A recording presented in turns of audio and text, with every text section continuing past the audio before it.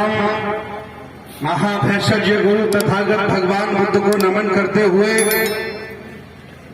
उपरांत हक वंचित असहाय कमेरा बहुजन समाज में जन्मे सभी संतों गुरुओं महापुरुषों को नमन करता हुआ आज हम सबके सम्राट अखंड भारत के सम्राट अशोक जी की जयंती है। आज इस विशेष अवसर पर आप सभी लोग यहां पधारे हैं। आज 2000 से भी ज्यादा वर्ष हो गए, लेकिन कोई महान सम्राट अशोक जी की पुनरावृत्ति नहीं कर पाया। मैं आज के इस मौके पर आप सब लोगों के बीच बताना चाहता हूं कि तमाम पिता पैदा हुए भारत में, लेकिन कोई सम्राट अशोक जैसा दूसरा पिता नहीं बन पाया, जिन्होंने तथागत भगवान बुद्ध के दर्शन को जानकर उनकी विचारधारा, उनके उपदेशों के प्रचार के लिए अपनी बेटी संघमित्रा और अपने महेंद्र दोनों बेटा बेटी को दान में दे दिया था। सम्राट अशोक के बाद कितने लोग पैदा हुए, लेकिन कोई दूसरा ये काम नहीं कर पाया। इतने साल हो गए, आज जितने भी सम्राट अशोक को हम लोग जान पाए हैं, उनमें सबसे अधिक श्रेय जाता है अंग्रेजी सरकार का। अगर अंग्रेज भारत में आए होते तो खुदाई नहीं होती, और खुदाई नहीं होती तो अशोक स्तंभ नहीं निकलते, शिलालेख नहीं निकलते, कोई जानता नहीं। अंग्रेजों ने आकर के खुदाई कराई और हमारे अनागारिक भंते धमपाल जी ने श्रीलंका से आकर के भारत में अपना ठिकाना बनाया। और चाहे वो कुशीनगर हो, चाहे वो श्रावस्ती हो, सारनाथ हो, बोध गया हो, खुदाई करके हम लोगों को हमारी विरासत से परिचित कराने का काम किया। लायक बेटा होता है अपने पुरखों की विरासत को आगे बढ़ाता है, और नालायक बेटा होता है वो अपनी विरासत को बर्बाद करके रोड पर खड़ा मिलता है।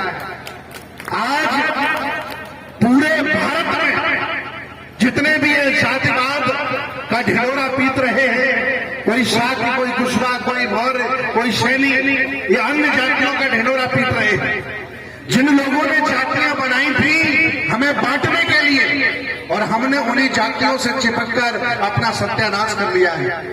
मैं पूछना चाहता हूं, सम्राट अशोक किसी एक जाति के सम्राट थे? सम्राट अशोक किसी एक जाति के राजा थे? पूरा भारत उन्हें अपना सम्राट मानता था। आज ऐसे कौन से हमारे लक्षण नहीं है? क्या हमने गवा दिया है कि कोई हमें अपना शासक मानने को तैयार नहीं है? मैं चाहता हूं दूसरों की आलोचना करने से ज्यादा बेहतर है कि हमारे लोग आत्मचिंतन करें और वो बड़ी सोच, वो बड़े सपने अपने अंदर धारण करने का प्रयास करें, जिससे सम्राट अशोक का सपना, उनका भारत, उस सोने की चिड़िया की परिकल्पना पूरी हो सके। और ये कोई दूसरा करने नहीं आएगा। आप सोचो कोई अमेरिका से आएगा, कोई जापान से आएगा, कोई बर्मा से आएगा, आपको बौद्ध बनाएगा, आपको शासक बनाएगा, ये सब छलावा है।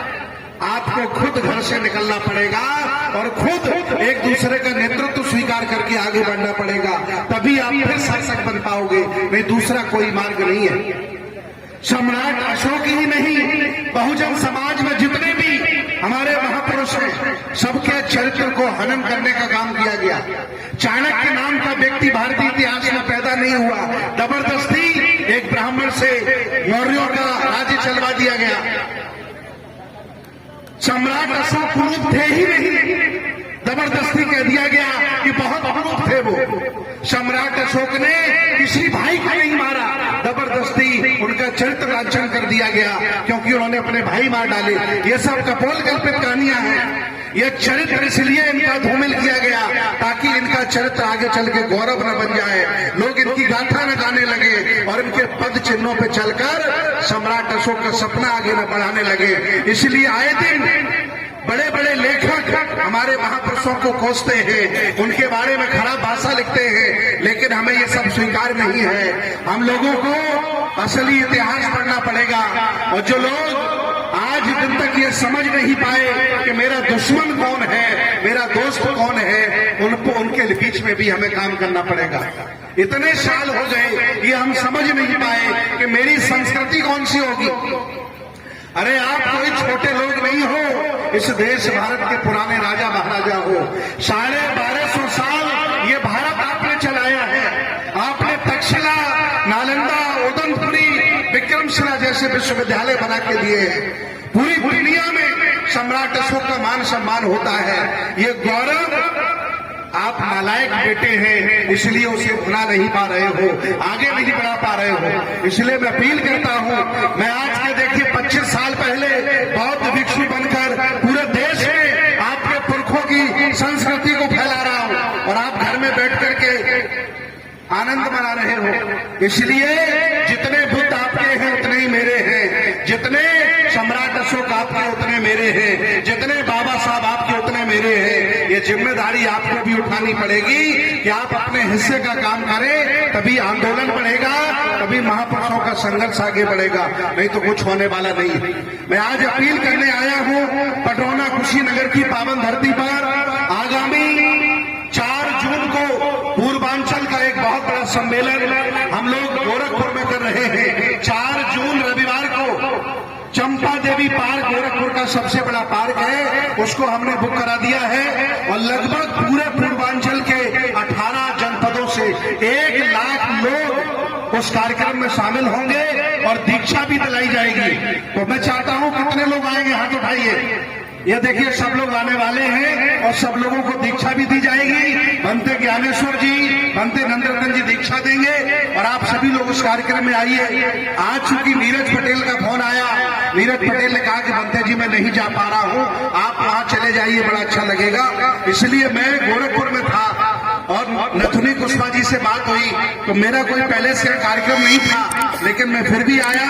अभी श्रावस्ती में जा रहा हूं, वहां बहुत बड़ा एक कार्यक्रम हो रहा है, उस कार्यक्रम में मुझे भाग लेना है। तो मैं 4 जून के लिए आपको आमंत्रित करता हूं, आइए और पूर्वांचल की धरती पर पहला अब तक का सबसे बड़ा बौद्ध सम्मेलन हम करेंगे, जिसमें कोई एक जाति नहीं होगी, 85 शामिल होगा, 85, और हम लोग मिलकर के भारत को फिर महापुरुषों का भारत बनाएंगे। बहुत बहुत धन्यवाद, बहुत बहुत साधुवाद।